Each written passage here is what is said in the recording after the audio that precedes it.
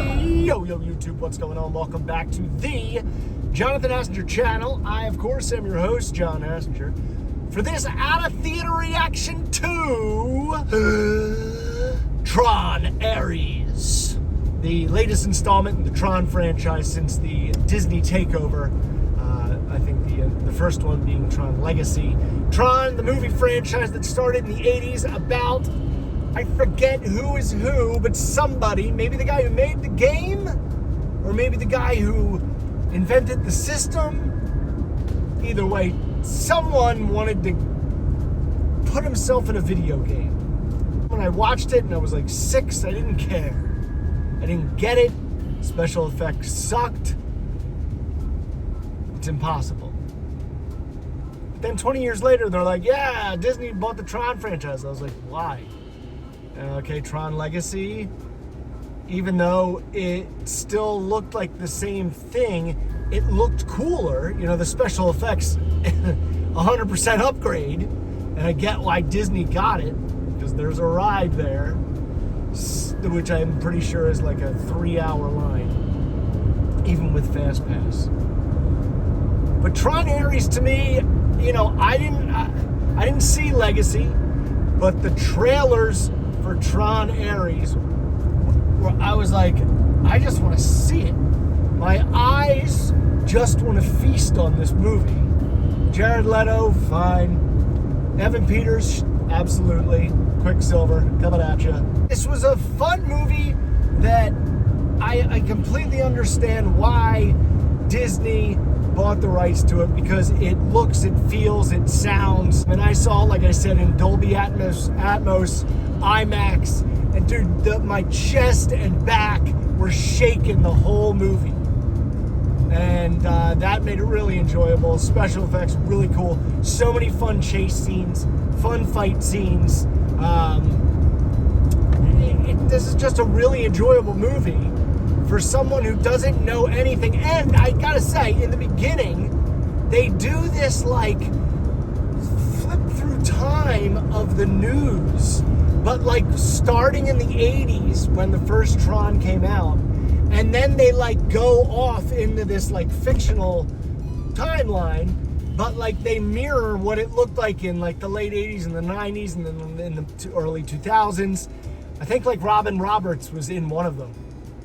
So that was really cool. So even if you hadn't seen the first two, this really, you know, well done recap, like previously on Lost, will become previously on TRON, kicks off the beginning.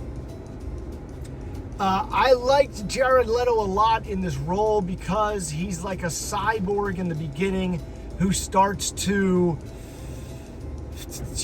turn human. Like, you know, it learns and it calculates that like feeling is the only thing that matters. All about the permanence. So he makes these, instead of video game characters or soldiers, with AI and with the tech now, he makes real world soldiers.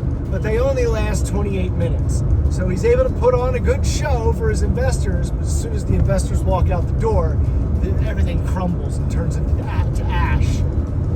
So the granddaughter of, I guess, the woman who created the original TRON game is in Alaska for some reason searching for the permanence code.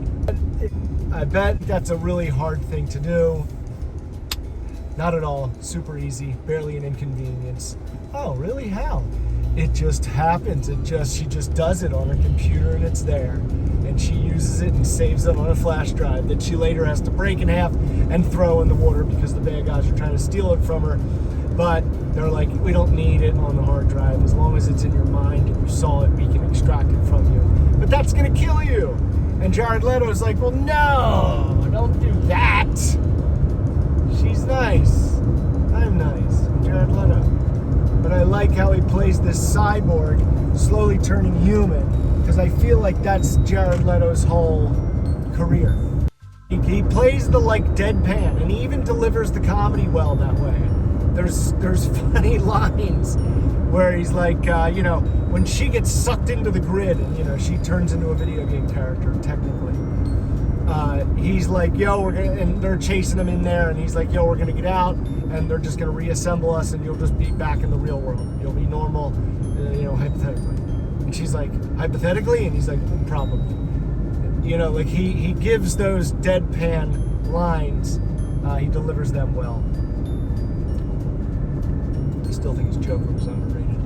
And so he develops feelings for her, obviously. It's quite predictable how it all wraps up.